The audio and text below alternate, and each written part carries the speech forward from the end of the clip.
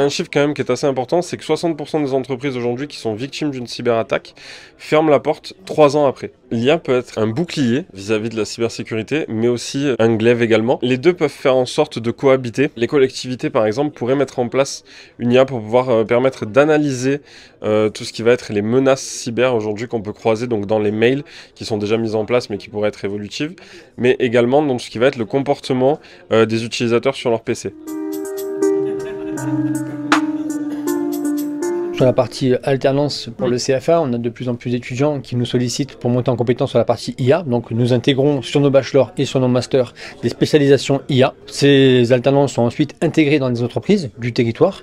Donc ça permet de monter en compétence pour les acteurs économiques du territoire. Et effectivement, sur la partie salariés et chefs d'entreprise, nous accompagnons et nous formons les entreprises à l'utilisation de l'IA.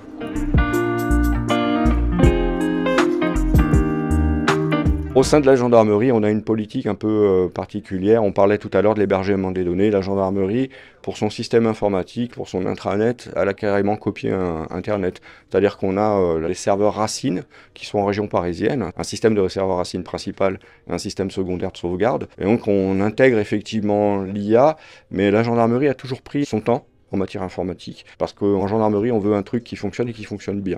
Donc en général, on a des phases de test qui sont assez longues, on a une phase de développement qui est assez longue, qui est interne, on fait très peu appel à des éléments externes. Et donc l'IA commence à arriver sur notre système informatique, mais c'est pas encore bien intégré.